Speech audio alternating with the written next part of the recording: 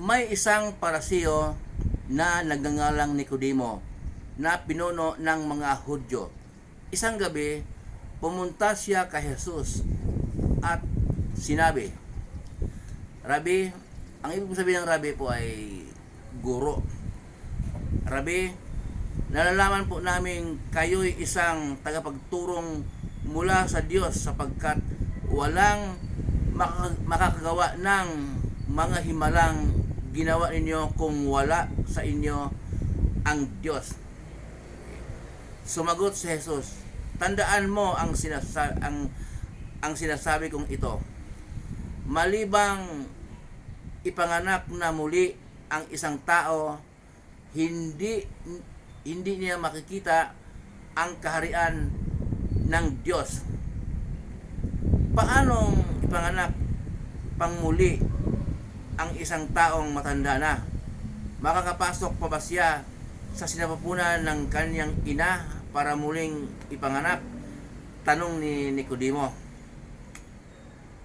Sumagot naman si Jesus, tandaan mo ang sinasabi kong ito.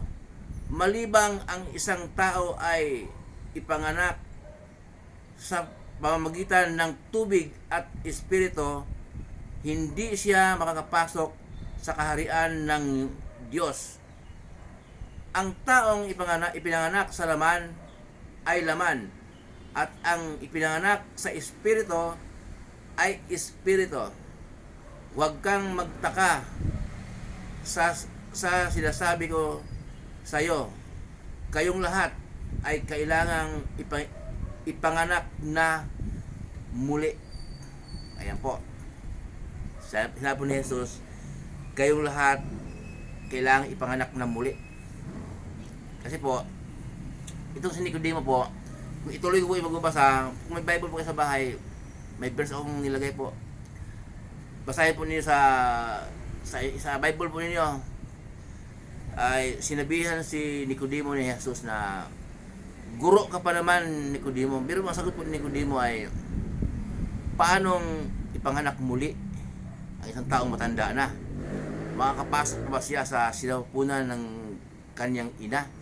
Kasi po, si Nicodemo noon po, wala bang banal na espiritu na nanguna sa kanya. Kasi po, sa panahon natin ngayon, mapalad po tayo. Kahit hindi natin nakasama si Jesus at hindi natin siya nakikita, mga turo niya ay personal po sa atin. Dahil po sa banal na espiritu na nangunguna sa atin po. Pangako po ng Panginoon Jesus yun na pangako niya sa mga alagad niya na kailangan pupunta siya sa Ama. Pagdating niya sa Ama ay susuguin ng Diyos ang banal na espiritu pang manguna sa atin. Ang banal na espiritu po ang magpapaunawa sa atin sa mga turo ni Jesus, kasi mga talinghaga po yan. Kung walang banal na espiritu na nanguna sa atin, mauwi po sa piliso po, mauwi po sa sariling karunungan po. Sariling karunungan po, mauwi sa kayabangan. Sabi ni Jesus ay, itong si Nicodemo po, napakatalino nito. Pero bandang huli po, naging mananampalataya siya dahil mabasa po natin, tuloy-tuloy po sa pagbabasa hanggang sa pinako ang ating Panginoon Jesus sa cross, hanggang sa namatay. Si Nicodemo dumating para sumuporta. Siya ay nagiging mananampalataya. Pero siya ay guro, matalinong tao, guro. Siya mayroon siyang katungkulan sa mga Hudyo. Kaya po, dito po sa binabasa ng inyong lingkod, may verse po akong nilagay. Hindi ko pa naman gawa. Pero kahit may verse pa akong nilagay, nakakatawa nga po may nag-comment din po ng kontra. Kahit na mag-post pa ako ng kapiraso at verse, wala naman, nag-post ako ng verse na maiksi, o wala akong idadagdag, may kumontra. Kaya nagtaka ko, pagka kinontra mo, ang Diyos ang kinontra mo. Kasi nga, diba, nag-post ako ng John 3:16, gayon na lamang pag-ibig ng Diyos sa libutan. Kaya binigay niya ang kanyang anak. Ang sino man sumasampalataya sa kanya ay hindi mapahamak, kundi magkaroon ng buhay na walang hanggan. Yun lang pinost ko po. Tapos lagyan ko ng verse, John 3:16. May kumontra. Pagka kinontra mo yon, ang Diyos ang binangga mo. siyempre wala man akong ibang sinabi. Hindi, siguro po hindi na nakita yung verse. Ito may verse akong nilagay. Siguro hindi nakita kaya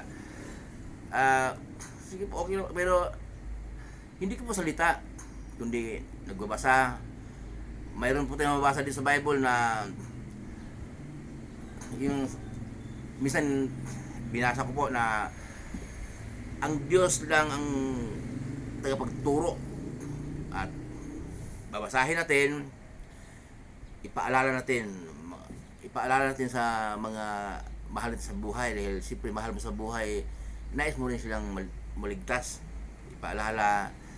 At hindi pa pagtuturo ang tawag noon, pag yung bahagi, yung pinagkaloob siya ng Diyos ng karunungan sa pangunawa sa mga talinghaga ng salita ni Jesus, ibahagi po natin kasi kung pagtuturo po ang pag-usapan, si Jesus at ang kanyang mga alagad lang ang nagtuturo. Okay, ang mga turo ni Jesus, Mateo, Lucas, Marcos at Juan, yung apat na yun na aklat. Tapos yung Gawa, Korinto, Roma, Colosas hanggang aklat ni Judas po bago pahayag, yun ang mga turo at patotoo ng kanyang mga alagad. Kasi bago umakyat ang ating Panginoon Hesus sa langit, biblical din po yun, kinausap niya ang kanyang mga alagad. Kung paano ako isinugo ng Ama, gayon din naman isinusugo ko kayo. Gayon din naman sinusugo ko kayo. Kaya pag akyat ng ating Panginoon Hesus sa langit, tinuloy ng kanyang mga alagad ang pagtuturo at patotoo. Kaya buong New Testament po, yun ang mga turo ni Jesus. Yun ang mahalaga dahil Kristiyano na po tayo ngayon. Wala na po tayo sa panahon ng mga propeta na nagkakatay ng hayop para paduguin at handog, para maghugas sa mga kasalanan. Sino ang depende sa kasalanan, turo ang kakatayin o kalapate o kambing, depende sa kasalanan. Ngayon po, ang dugo na ni Jesus ang maghuhugas sa ating mga kasalanan. Kristiyano na po tayo panahon na po ni Kristo. Nasampalataya tayo kay Jesus at sambahin natin si Jesus. Hindi po sapat ang katuruan na si Jesus ay isang katotohanan. Si Jesus ay isang tagapagligtas at wala nang iba pang magligtas sa ating siya. Kung yun lang po ang ating natanggap na kaunawaan, hindi po sapat kasi po lahat ng tao alam yan kahit na kahit nanggagahasa, nanakaw, sugal, mabisyo, lahat alam yan Ang mahalaga po ay alam natin ang katotohanan na si Jesus ay tagapagligtas at ang dugo niya maghugas sa ating kasalanan. Sambahin siya at hingin ang tawad sa Diyos. Sambahin po. Sundin ang kanyang mga turo at pamumuhay araw-araw. Hindi po sapat na alam mo na si Jesus ang daan, ang katotohanan at ang buhay. Walang makakarating sa Ama kundi sa pamamagitan niya. Hindi po sapat yan kung lahat po alam yun kahit nag-iinuman, lasing na lasing, alam yun binabanggit Muli po yung lingkod, si Chef Roy. Pagpapalain po tayo ng Diyos. Manalangin po tayo bago tayo umalis. Iingatan tayo ng Diyos at mag-iingat din po tayo.